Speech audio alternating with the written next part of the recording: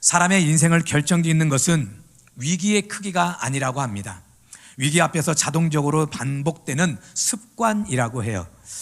미국 듀크 대학교의 행동과학 연구에 따르면 사람이 하루 동안 하는 행동의 약 40%가 우리가 일반적으로 의식적으로 선택해서 내가 그렇게 행동하는 것이 아니라 무의식적으로 나도 모르게 나오는 반복된 습관이라는 것입니다. 즉 사람은 생각보다 많은 것을 내가 뭔가 결정하고 선택하며 사는 존재인 것 같은데 그것보다는 습관대로 살아가는 존재라는 거예요. 이 사실을 잘 설명해 주고 있는 책이 있어요. 찰스 두이그의 습관의 힘이라는 책이 있습니다. 이 책에서 저자는 이렇게 말합니다. 위기의 순간에 사람을 움직이는 것은 의지가 아니라 이미 몸에 새겨진 습관이다. 평소에 어떤 습관을 내가 가지고 있느냐에 따라서 인생이 위기 앞에서 흔들릴 수도 있고 아니면 다시 위기 앞에서도 일어설 수 있고 또 인생의 많은 고난과 아픔에서 어떤 사람은 좌절하거나 무너질 수도 있고 어떤 사람은 오히려 오뚜기같이 일어설 수도 있고 그런데 이 모든 결정은 무엇이 하느냐? 무의식적으로 내 몸에 반복되는 습관들 이것이 결정한다는 겁니다. 자, 그러면 우리는 이런 질문을 스스로에게 던져봐야 돼요. 위기의 순간 나의 삶을 붙들어줄 습관이 우리에게는 있느냐 이것입니다. 여러분 여러분의 마음속에 불안이 밀려올 때 자동적으로 손에 쥐어지는 것이 스마트폰입니까? 아니면 하나님의 말씀입니까? 여러분 마음이 좀 답답한 현실 앞에서 여러분은 한숨이 먼저 나오십니까? 아니면 하나님 앞에 나와서 기도하는 것이 먼저입니까? 여러분 인생의 위기나 고난 앞에서 여러분은 과연 어떤 행동이 먼저 나오느냐 이거예요. 먼저 나오는 그것이 여러분이 잘 모를 수 있겠지만 여러분의 습관일 수 있다는 거죠. 오늘 본문에 등장하는 다니엘은 인생 최대의 위기 앞에 서 있었습니다. 왕이 조서를 내렸어요. 앞으로 30일 동안 왕의 그 어떤 신에게든지 어떤 사람에게든지 무엇이든지 구하면 사자굴에 던져놓겠다는 겁니다. 이러한 때 다니엘이 취한 행동이 무엇이냐? 다니엘서 6장 10절 같이 한번 읽어볼게요. 다니엘이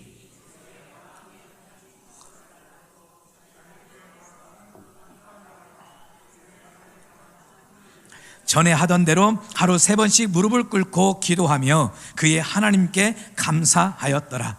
여러분 다니엘은요 그의 인생에 찾아온 위기 앞에서 무엇인가 새로운 것을 결정하거나 결단하지를 않았어요. 오히려 그는 전에 하던 대로 행동했어요. 평소에 하던 대로 똑같은 행동을 했어요.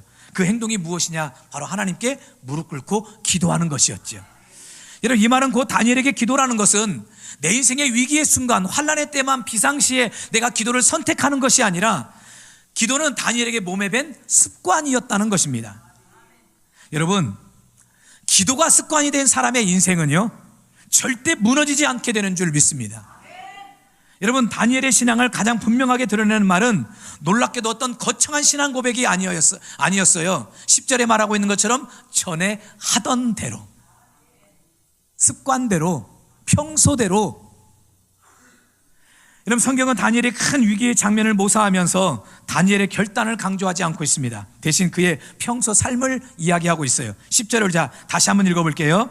다니엘이 이 조서에 왕의 도장이 찍힌 것을 알고도 자기 집에 돌아가서는 윗방에 올라가 예루살렘으로 향한 창문을 열고 전에 하던 대로 하루 3번씩 무릎을 꿇고 기도하며 그의 하나님께 감사하였더라. 그럼 대단히 중요한 표현이라고 봐요. 다니엘은 그날 처음 기도한 것이 아니에요. 사자굴이라는 인생의 위기 앞에서 다니엘이 처음 안 되겠다, 내가 이렇게 살다가 내가 정말 죽을 것 같다, 안 되겠다 싶어서 두 주먹을 불끈 쥐고 기도하기로 결정했던 것이 아니에요. 죽음의 위기 앞에서 갑자기 막 용기를 끌어내어 가지고 내가 하나님 앞에 작정하며 기도했던 것이 아닙니다. 그는 평소에 하던 대로 평상시와 똑같이 기도했을 뿐이에요. 이렇게 다니엘에게 기도라는 것은 비상시의 선택이 아니라 일상의 습관이었어요. 그런데 여러분 이런 다니엘의 기도의 습관이 자그마치 몇 년 동안 이어져 온 줄 아십니까?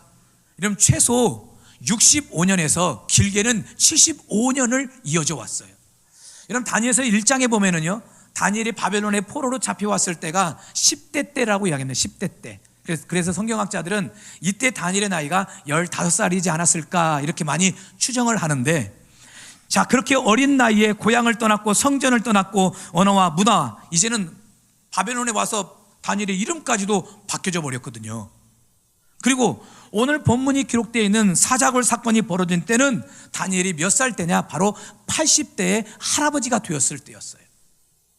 뭐 역사적인 계산을 다 해드리면 더 이해하기 쉽겠지만 시간 관계상은 그냥 결론만 말씀드릴게요. 80 몇 살이 되었는지는 모르겠지만 80대 할아버지 때 다니엘이 사자굴 속에 던져지는 거예요.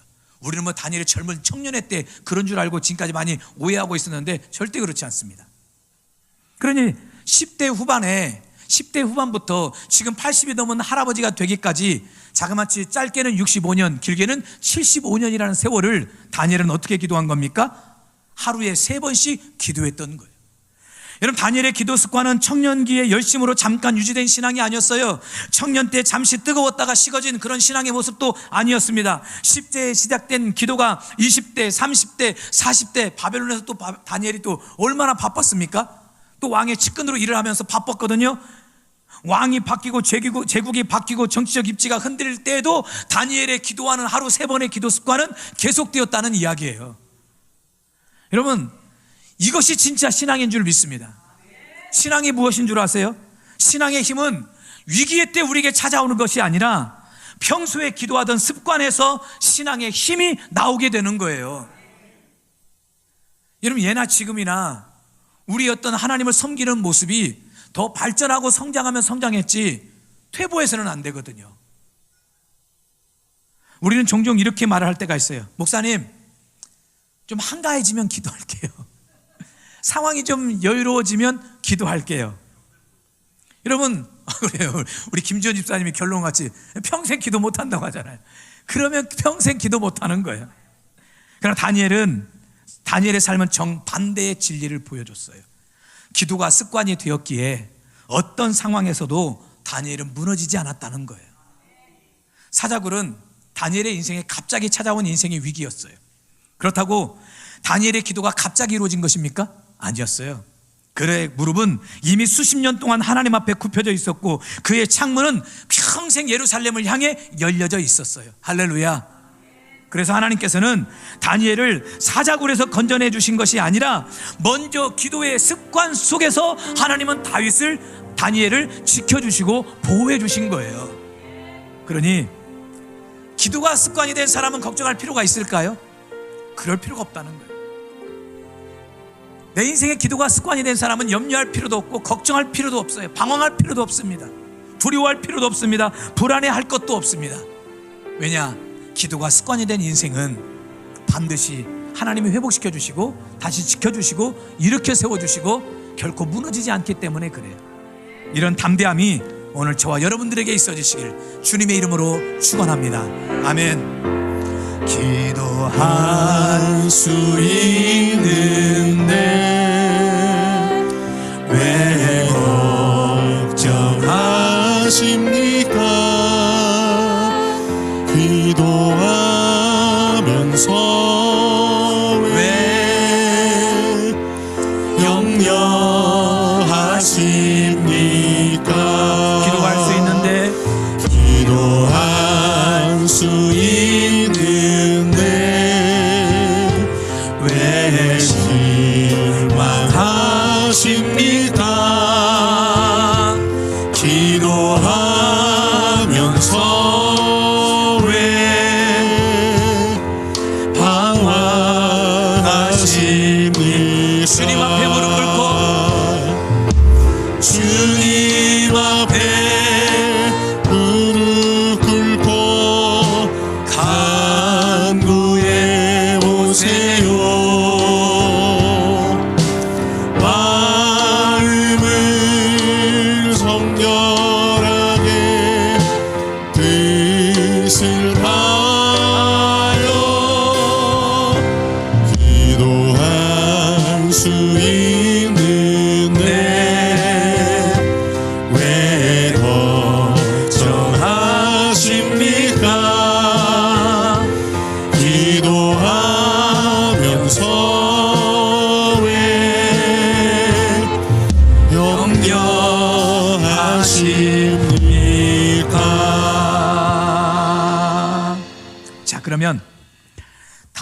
다니엘이 하루 3번씩 기도하되 어떻게 기도했는가? 자, 10절을 다시 읽어볼게요.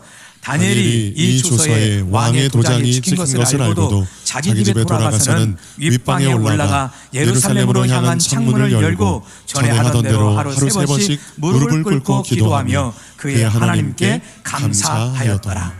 어디를 향한 창문을 열고 기도합니까? 예루살렘을 향한 창문을 활짝 열어놓고 기도해요. 그러면 여러분, 왜 예루살렘을 향해 기도했을까요? 뭐 다른 곳을 향할 수도 있고, 뭐 굳이 꼭 예루살렘 쪽으로 문을 열고 기도할 이유가 있습니까? 그냥 아무 자리에서나 아무 공간에서 기도하면 될 일인데 왜 굳이 다니엘은 예루살렘을 향해 문을 열고 기도했느냐 이것입니다. 여기에는 깊은 영적인 의미가 있습니다. 표면적인 이유는 제가 오늘 설교 시간 관계상 말씀드리지 않고 여기는 깊은 영적인 의미가 있어요. 여러분, 다니엘의 예루살렘을 향한 기도는 바로 이런 고백입니다. 한번 따라합시다. 이 문제는 내가 붙들 문제가 아니라 하나님께 맡길 문제이다. 자, 이게 무슨 뜻인지 한번 말씀을 좀 잘 들어보십시오. 여러분, 지금 다니엘은 사자굴이라는 현실을 손에 쥐고 지금 하나님 앞에 사자굴이라는 현실을 손에 쥐고 씨름하고 있지는 않습니다. 그는 그 문제를 들고 누구께 나아가느냐? 하나님께 나아갔어요. 그 방법이 바로 기도였지요. 여러분, 우리는 보통 문제가 생기면 먼저 계산부터 하거든요. 방법을 찾습니다. 내가 누구를 만나야 되나? 내가 어떤 분을 찾아가야 되나? 내가 누구에게 도움을 구해야 되나? 그러나 다니엘은 그러질 않았어요. 왕의 조서가 내려졌고 기도하면 죽는다는 사실을 분명히 알았음에도 불구하고 그는 그 문제를 붙들고 혼자 씨름하지 않고 그 문제를 붙들고 누구께 나갑니까? 하나님 앞에 나아갔어요. 그 문제를 하나님 앞에 맡겼던 거예요. 여러분, 예루살렘이라는 도시는 단순한 도시가 아닙니다. 예루살렘은 하나님께서 자신의 이름을 두신 곳이 바로 예루살렘이었고, 예루살렘은 하나님의 임재가 있는 곳이 예루살렘이었고, 하나님의 언약의 중심이 있는 곳이 바로 예루살렘이었어요. 이스라엘 백성이 죄와 인생 문제를 가지고 언제나 나아갔던 자리가 바로 예루살렘이었어요. 이런 예루살렘을 향해 다니엘이 기도했다는 것은 자기 인생의 위기 전체를 지금 하나님 앞에 위탁하는 고백이었던 것이에요. 하나님, 지금 이 상황의 주인은 제가 아닙니다. 내가 지금 사자굴에 던져지느냐 마느냐, 내 인생의 위기가 닥친 것 같고 어려움이 닥친 것 같지만 하나님, 내 인생의 이 고난의 주인은 내가 아닙니다. 바로 하나님이십니다. 그러니 이제 하나님께서 이 주인의 주인, 이 상황의 주인답게 하나님께서 해결해 주십시오. 여러분, 이것이 믿음인 줄 믿습니다. 여러분, 믿음은 문제가 없다고 말하는 것이 믿음이 아니에요. 믿음은 문제를 붙잡지 않고 하나님께 넘겨드리는 선택이 바로 믿음이에요. 지금 힘들고 어려운데 나 괜찮아. 물론 이것도 믿음이 있다고 볼 수 있겠지만 믿음은 그것이 아니에요. 내 인생의 그 문제를 내가 붙들고 신음하고 좌절하고 낙심하고 절망하는 것이 아니라 오히려 그 문제를 하나님께 맡기고 하나님께 내어드리는 선택, 이것이 바로 믿음인 거예요. 여러분, 다니엘은요, 현실을 부정하지 않았습니다. 사자굴이 있다는 사실도, 죽음의 가능성이 있다는 것도 다니엘은 너무너무 잘 알고 있었어요. 이것을 부인하진 않았어요. 이것을 외면하진 않았어요. 이것을 떨쳐내려고 하지도 않았어요. 그러나 그는 그 엄청난 인생의 위기라는 무게를 자기 혼자 지지 않았어요. 하나님께 그 인생의 위기를 맡겼어요. 그 믿음이 바로 예루살렘 쪽으로 창문을 열고 기도하는 것으로 나타나게 된 것입니다. 왜냐하면 그 예루살렘은 하나님의 임재가 있는 곳, 언약이 있는 곳, 하나님을 상징하는 곳이었기 때문에 그래요. 구약의 다윗도 보십시오. 사울에게 쫓기던 시절 문제를 칼로 해결하려고 하지 않았습니다. 그는 그 억울함과 두려움을 하나님 앞에 쏟아내었어요. 자, 시편 142편 2절 같이 한번 읽어볼게요. 내가 내 원통함을 그의 앞에 토로하며 내 우환을 그의 앞에 진술하는도다. 보세요. 내가 내 원통함을 누구 앞에 토로하며? 하나님 앞에 토로했어요. 문제를 하나님 앞에 지금 내려놓았다는 거예요. 이것이 다윗의 기도였습니다. 신약에서도 우리 예수님께서 겟세마네 동산에서 제자들에게 이렇게 말씀하십니다. 너희는 시험에 들지 않게 깨어 기도하라. 여러분, 기도는 시험이 없게 만드는 장치가 아니에요. 기도는 시험을 하나님께 맡기는 통로가 바로 기도인 것입니다. 예수님 자신도 십자가를 앞두고 그 고통을 하나님께 맡겼어요. 무엇으로 맡긴 겁니까? 기도로 맡긴 거예요. 예수님도 이 십자가의 고통이 얼마나 크고 큰 위기였는지, 오죽하면 이 잔을 내게서 지나가게 해달라고 했겠습니까? 그럼에도 불구하고 그 위기를 극복할 수 있었던 것은 기도를 통해 하나님께 모든 인생의 문제를 맡겼기 때문에 그래요. 이런 의미에서 기도하지 않는다는 것은 단순히 바쁘다는 뜻이 아닙니다. 기도하지 않는다는 것은 내 인생의 문제를 여전히 내가 내 손에 붙잡고 있겠다는 거예요. 그러나 기도한다는 것은 내 인생의 문제를 하나님께 맡긴다는 거예요. 하나님, 이 문제는 더 이상 내가 책임지지 않겠습니다. 내 아이의 문제, 내 자녀의 문제, 이제 내가 더 이상 책임지지 않겠습니다. 우리 배우자 남편의 문제, 아내의 문제, 우리 가정의 문제, 우리 물질 문제, 건강의 문제, 내 사업의 문제, 직장의 문제, 인생의 문제, 더 이상 내가 책임지지 않겠습니다. 모든 걸 다 주님께 맡길 테니 이제는 주님이 책임져 주십시오. 바로 이런 삶의 모습, 이런 믿음이 예루살렘으로 향하여 기도하는 것으로 나타나게 된 거예요. 그러니 여러분, 기도로 하나님께 여러분의 인생의 모든 문제를 맡기시길 바랍니다. 혼자 짊어지고 싸지고 혼자 고민하고 염려하지 마시고 기도를 통해 하나님께 맡기십시오. 그러면은요, 현실의 문제를 하나님께 맡겨드리며 기도로 사는 인생에는 반드시 분명한 특징이 있습니다. 하나님께서 돌봐주신다는 거예요. 지켜주신다는 겁니다. 책임져 주신다는 거예요. 다니엘의 사자굴 사건은요, 그 돌보심이 얼마나 구체적인지를 우리에게 알려주고 있어요. 자, 성경은 다니엘이 구원받았다는 결과만 말하지 않습니다. 하나님께서 어떻게 그를 건져주시고 돌봐주셨는지를 분명히 기록하고 있어요. 자, 다니엘서 6장 22절 같이 한번 읽어보겠습니다. 나의 하나님이 이미 그의 천사를 보내어 사자들의 입을 봉하셨으므로 사자들이 나를 상해하지 못하였사오니 이는 나의 무죄함이 그 앞에 명백함이오며 또 왕이여 나는 왕에게도 해를 끼치지 아니하였나이다 하니라. 나의 하나님이 이미 그의 천사를 보내어 사자들의 입을 봉하셨으므로 사자들이 나를 상해하지 못하였사오니. 여러분, 다니엘은 우연히 살아남은 것이 아니에요. 어쩌다 보니까 살아남은 것이 아닙니다. 하나님은 사자를 없애지는 않으셨지만 사자의 입을 통제하셨고 밤새도록 다니엘의 생명을 지켜주셨어요. 다니엘은 그 굴 속에서 혼자가 아니었어요. 지금 사람의 눈에 보일 때는 어둠밖에 없고 사자만 있었지만 하나님께서는 이미 그 자리에 누구와 함께 천사를 보내서 다니엘과 함께 계셨고 다니엘을 지켜주셨어요. 여러분, 이것이 바로 하나님의 돌보심이에요. 여러분, 오해하지 마십시오. 하나님의 은혜는 우리 눈에 꼭 보이게만 역사되질 않습니다.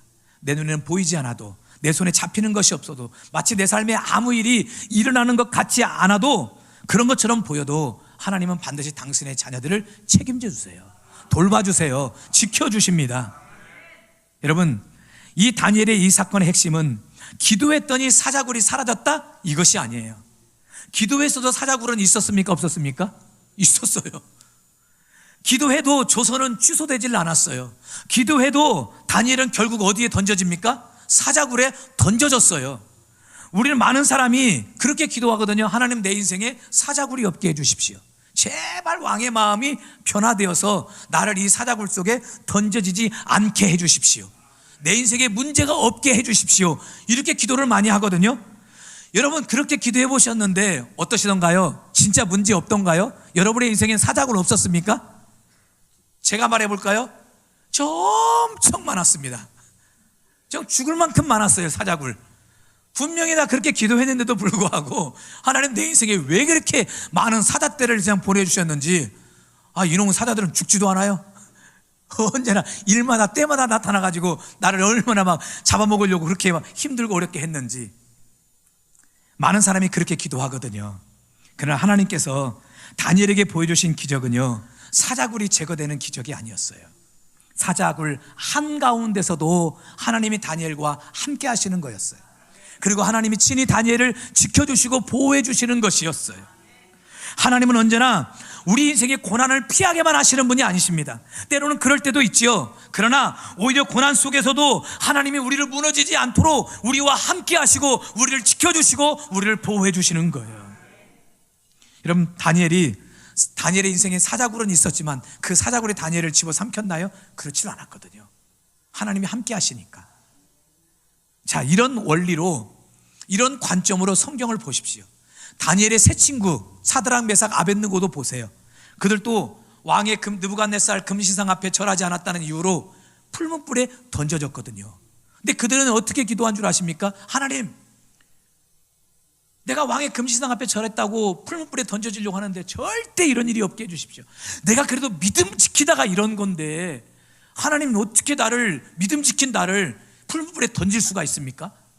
하나님, 왕의 마음을 바꾸셔가지고 절대 우리 풀문불에 던져지지 않게 해주십시오. 그렇게 기도하지를 않았어요. 어떻게 기도합니까? 따라합시다. 그리 아니하실지라도. 무슨 말입니까? 풀문불을 제하여 달라는 것이 아니라 하나님, 언제나 하나님 우리와 함께 해주십시오 라는 기도예요.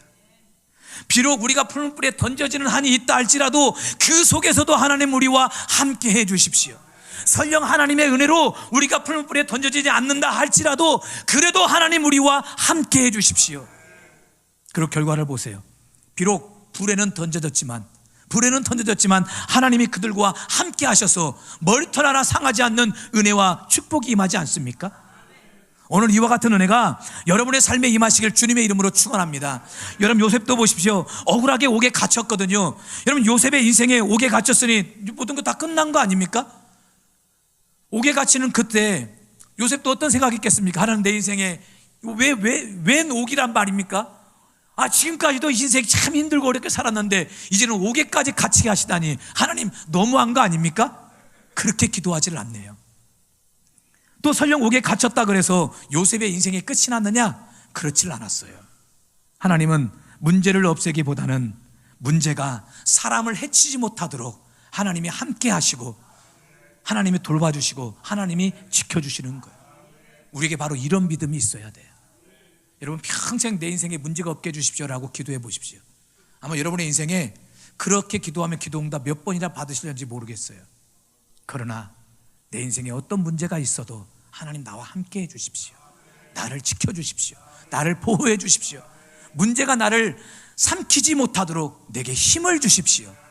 이것이 여러분의 기도가 되시길 주님의 이름으로 축원합니다. 여러분, 혹시 스톡데일 패러독스라는 말을 아십니까? 짐 콜린스의 좋은 기업을 넘어 위대한 기업으로라는 책에 소개된 내용인데요.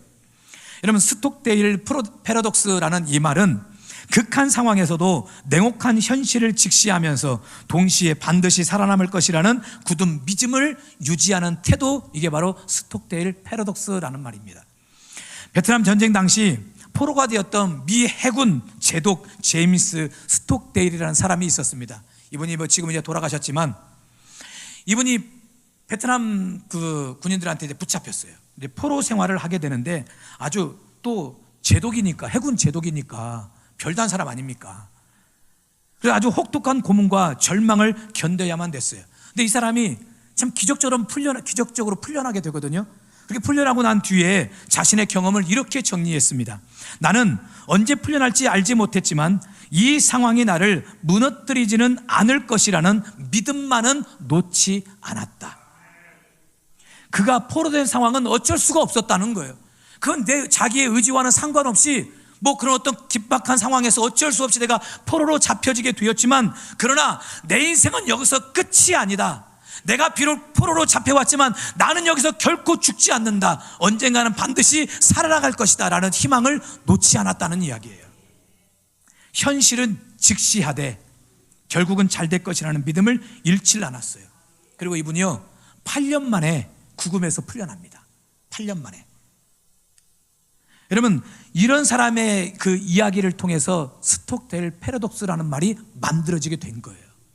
현실은 직시하되, 아무리 내 현실과 상황이 힘들고 어려워도 이 현실을 직시하되, 이걸 외면하려고 하고 이것을 어떻게 벗어내려고 하지 말고 이것은 직시하되, 그러나 언젠가 더 잘 될 것이라는 희망만큼은 놓지 말라는 거예요.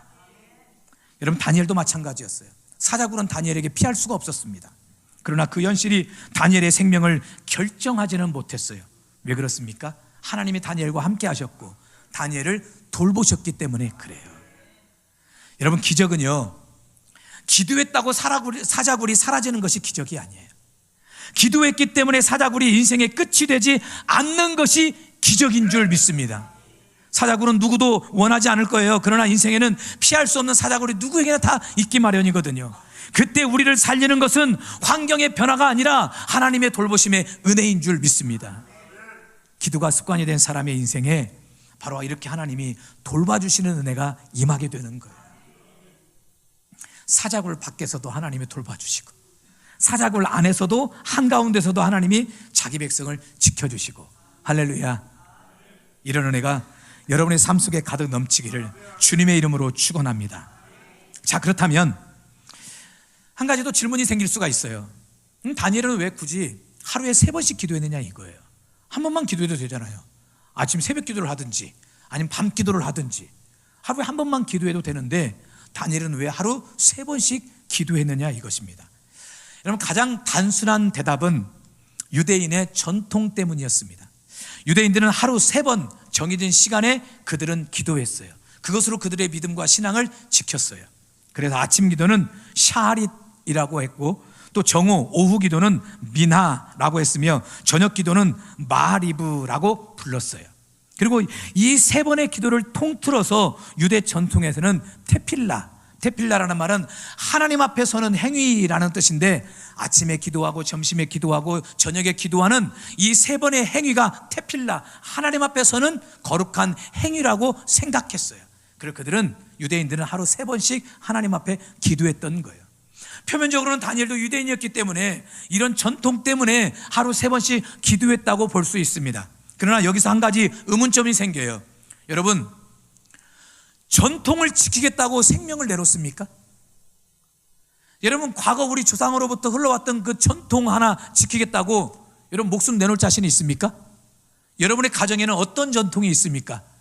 매년 1월 2일 날은 온 가족들이 다 모인다? 못 모일 상황이면, 못 모이면 죽는다? 그렇다고 그것 때문에 목숨 겁니까? 이 전통 때문에 내 하나밖에 없는 생명을 건다는 것, 목숨을 건다는 것은 제가 볼 때는 자칫 좀 어리석은 모습처럼 보여지거든요. 그런데 보세요, 다니엘은 죽을 것을 알면서도 평소의 습관대로, 평소대로 하나님 앞에 3번 기도하거든요. 여기에 더 깊은 의미가 있다는 거지요. 오늘 그 의미를 여러분에게 말씀드리고 싶어요.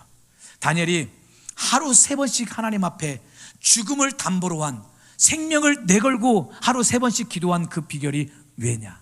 그 이유가 무엇 때문이냐? 한번 따라합시다. 하나님을 기억하기 위한 처절한 몸부림이다. 여러분, 다니엘의 기도는요, 종교적인 의무가 아니었습니다. 종교적인 습관이 아니었어요. 종교적인 어떤 형태가 아니었습니다.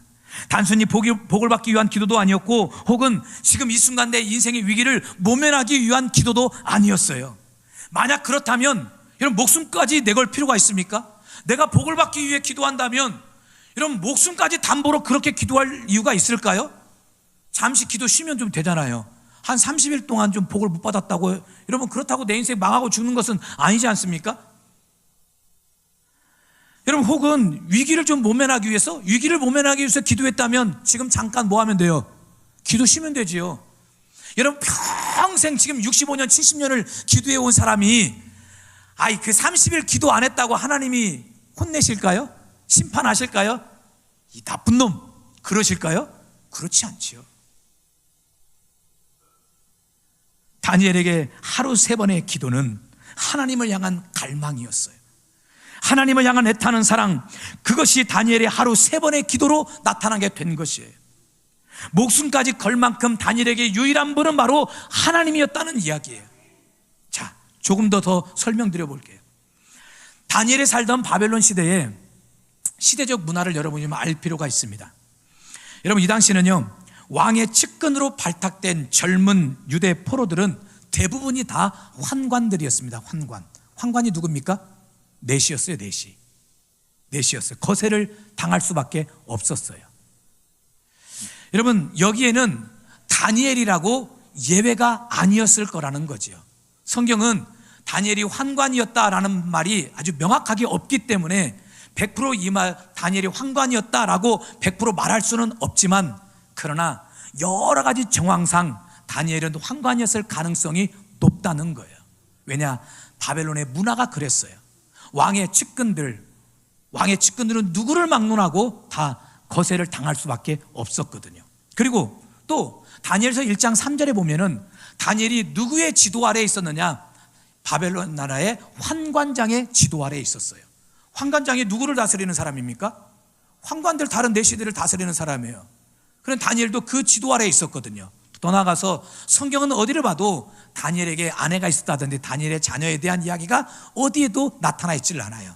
그래서 많은 성경학자들은 다니엘이 혹시 환관이지는 않았을까 그렇게 추정을 해보는 거예요. 그러나 성경이 그렇다고 말하지 않기 때문에 우리는 100% 말할 수는 없지만요. 자, 여러분 이렇게 한번 가정하고 생각해 본다면, 여러분 유대 전통에 의하면 유대인들은 만 13세 이상 되는 남자 10명만 모이면 그들이 어느 곳에 있든지 무엇을 만들 수 있었냐면 회당을 만들 수가 있었습니다. 그렇게 회당을 만들어서 그들은 그 회당 안에서 하나님 앞에 예배하고 말씀을 나누며 그들의 믿음과 신앙을 지켰어요. 그런데 이 회당 안에 들어가지 못하는 사람이 있어요. 자, 신명기 23장 1절 같이 한번 읽어볼게요. 고환이 상한 자나 음경이 잘린 자는 여호와의 총회에 들어오지 못하리라. 자, 누구는 여호와의 총회에 들어가지를 못해요? 고환이 상한 자나 음경이 잘린 자는, 이 거세를 당한 사람들, 이런 사람들은 어디에 들어가지 못하느냐? 여호와의 총회, 또 다른 말로 하면 회당에 들어가지를 못해요. 성전에 들어갈 수도 없었어요. 여러분, 그러니 다니엘은 회당이나 총회에 들어갈 수가 없었어요. 왕의 측근으로 많은 사람이 야, 다니엘 저렇게 왕의 측근이 되어가지고 왕궁에서 저렇게 사니 부럽다, 성공한 사람 아닌가 이렇게 말할 수 있겠지만, 그러나 다니엘은 평생 독신으로 살아야 될 수밖에 없었어요. 여러분, 그 외로움과 고독함이 얼마나 컸을까요? 세상적으로 볼 때는 성공한 것 같았지만, 그러나 그의 마음에 보세요, 가족도 없지요, 고향도 없지요, 가족도 없지요, 민족의 미래도 보이지 않고 성전은 무너졌고, 여러분 다니엘은 또 어디에 들어갈 수 없으니, 회당에 들어갈 수 없으니 여러분 혼자 신앙생활을 해야 되는 거예요. 여러분, 교회 안에서 함께 신앙생활을 할 수 있는 동역자가 있다는 것이 큰 축복인 줄 믿습니다. 여러분, 한 교회 안에서 신앙생활하는 것이 얼마나 큰 은혜요 축복인지 몰라요. 우리는 이게 너무 익숙해져 가지고 아무렇지도 않게 생각하는데, 여러분 천만의 말씀이에요. 여러분 혼자 무인도에서 혼자 산다고 생각해 보세요. 거기서 하나님 앞에 마음껏 기도하고 하나님을 찬양하고 과연 며칠이나 갈까요? 얼마나 갈까요? 한 달, 두 달만 지나도 너무 외롭고 고독해 가지고. 제가 아는 목사님 한 분이 시골에서 목회하시는 분이 계시는데, 그분의 기도 제목이 무엇이냐면, 목사님 저는 서울로 가고 싶어요. 저 서울로 가고 싶어요. 서울로 오고 싶대요. 그래서 늘 기도해 달래요. 그래, 그 교회도 작은 교회도 아니에요. 시골에서 그래도 한 700명 모이는 교회입니다. 큰 교회인데도 불구하고 서울로 오고 싶대요. 제가 너무 부럽대요. 서울에서 목회한다고. 왜 그러냐 그랬더니, 목사님 심심해요. 심심해. 시골에다 보니까 너무 심심하대. 성도들이 이렇게 있는데도 불구하고 하여간 심심하대요. 여러분, 혼자 사는 것도 아니고 그렇게 함께 있는 사람들이 있는데도 불구하고, 그러니 다니엘은 어땠을까요? 아무도 없는 곳에서 외롭고 쓸쓸한 생활을 보내야만 되지 않았겠습니까? 이런 다니엘에게 남아있는 것이 과연 무엇일까요? 이런 다니엘에게 출세가 그에게 목적이었겠습니까? 성공이 목적이었겠습니까? 아니면 돈이 그의 인생의 목적이었겠습니까? 그의 삶에 남아있는 유일한 분은 바로 하나님 한 분뿐이었어요. 하나님밖에 없었어요. 그래서 그의 하루 3번 기도는 기도 제목을 내려놓는 기도 시간이 아니었어요. 자신의 인생의 문제를 해결하려는 그런 기도의 몸부림이 아니었어요. 그렇죠. 하나님을 붙드는 몸부림이었어요. 하나님, 제가 여기 있습니다. 하나님, 제가 아직 주님의 사람입니다. 하나님, 이 제국 한가운데서도 제가 누구인지 절대 잊지 않게 해주십시오. 내가 하나님을 반드시 기억하게 해주십시오. 하나님을 잊어버리지 않게 해주십시오. 남들은 저렇게 회당에 들어가서 하나님 앞에 예배하는데 나는 회당에 들어갈 수 없습니다. 이런 내가 오직 주님을 붙들겠습니다. 주님만 기억하겠습니다. 이런 고백이 하루 3번의 기도로 나타나게 되었던 거예요. 여러분, 다니엘이 단순하게 고난이 없고 복을 받기만을 위해 기도했다면 목숨을 걸 필요가 없었어요. 그러나 다니엘에게 기도는 하나님을 잊느냐 잊지 않느냐, 내가 여전히 하나님을 기억하고 사느냐 기억하지 못하느냐, 여전히 내게 하나님이 전부이냐, 아니면 세상의 출세와 성공이 나에게 먼저이냐, 이것의 문제였기 때문에 다니엘은 자신의 목숨을 담보로 해서라도 평소대로 하나님 앞에 하루 3번씩 기도할 수 있었던 거예요. 여러분, 오늘 우리가 드리는 기도와는 너무 다르지 않습니까? 우리는 그저 문제 해결을 위해서만 기도하고 살잖아요. 잘 되기를 위해서만 기도하고 형통하기 위해서만 기도하고 있어요. 물론 잘못된 기도 아니에요. 그런 기도 많이 하십시오. 그러나 다니엘에게 기도는 아무리 하나님을 찾지 않는 바벨론 같은 세상에서도 하나님을 내가 기억하고 살고 잊지 않고 살고 하나님을 찾고자 하는 몸부림, 하나님을 끝까지 붙들겠다는 그 믿음의 표현이 하루 3번의 기도로 나타나게 된 거예요. 여러분, 지금 우리가 사는 세상도 보십시오. 이 세상의 구조가 하나님을 점점점 잊어가도록 만드는 구조로 계속 흘러가고 있어요. 여러분, 세상 사는 거 바쁘십니까? 안 바쁘십니까? 바쁘지요. 저 우리 성도들한테 많이 들어요. 바쁘다. 얼마나 바쁜지 옛날 우리 어렸을 때 게임도 있잖아요. 바빠, 병길이 바빠, 닭다리 잡고 누구 뜯어 하는 게임이 있어요. 여러분, 얼마나 바쁘면 바쁘다 이것도 게임으로 만들 정도로. 그런데 요즘은 더 그렇잖아요. 제가 우리 성도들 보면은 다 바쁘게 사시대요. 여러분, 부지런히 참 바쁘게 사시더라고요. 또 우리 마음과 생각은 또 얼마나 복잡합니까? 세상이 우리를 얼마나 복잡하게 만들고 있습니까? 성공과 출세의 욕심으로 가득 채워 하나님을 떠올릴 틈이 없게 만들어요. 여러 많은 재미와 취미와 여가 생활이 하나님을 잊게 만들어요. 여러분, 세상 또 얼마나 재밌습니까? 옛날에는 교회처럼 재미있는 것이 없었거든요. 교회가 훨씬 더 재미있었거든요. 근데 지금은 교회보다 세상이 더 재미있어요. 세상이 더 화려해요. 이런 세상 속에서 사람들이 점점점 누구를 잊어가느냐? 하나님을 잊어가요. 주님을 잊어가요. 생각해 보세요. 지난 한 주 여러분의 삶을 되돌아보십시오. 여러분, 하나님 몇 번이나 생각하셨습니까? 얼마나 여러분 하나님을 의지하셨습니까? 지난 일주일 동안 여러분의 그 언어 중에 하나님이라는 말이, 주님이라는 말이 과연 몇 번이나 되풀이 되셨습니까? 우리가 바벨론과 같은 세상에서 살아남을 수 있는 유일한 힘은요, 출세도 아니에요. 성공도 아닙니다. 물질도 아닙니다. 때로는 건강도 아닙니다. 오직 하나님 한 분만이 우리가 유일한 세상에서 살 수 있는 방법인 줄 믿습니다. 그래서 다니엘에게 하루 3번의 기도는 선택이 아니라 생존이었어요. 숨쉬듯 기도하지 않으면 영혼이 말라버릴 수밖에 없는 그런 상황에서 혼자 외롭고 고독한 그 바벨론의 왕궁 앞에서 그가 그의 믿음을 지키고 신앙을 지키고 하나님을 잊지 않기 위한 처절한 몸부림으로 그가 하루 3번씩 하나님 앞에 기도했던 거예요. 오늘 저와 여러분의 기도도 바로 이와 같아야 될 줄 믿습니다. 오늘 우리가 기도하자는 목적이 바로 이와 같아야 될 줄 믿습니다. 내가 하나님을 잊지 않기 위해서 기도하십시오. 내가 하나님을 기억하기 위한 몸부림으로 기도하십시오.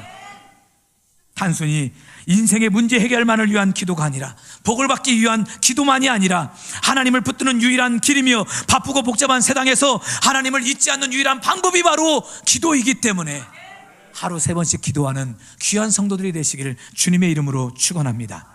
이렇게 기도가 습관이 된 인생은 절대 무너지는 법이 없어요. 하나님은 반드시 지켜주시고 보호해 주실 거예요. 자, 그럼 마지막 적용적 차원에서 하루 3번 우리가 어떻게 기도해야 될까요? 하루 3번의 기도의 제목 과연 무엇이어야 될까요?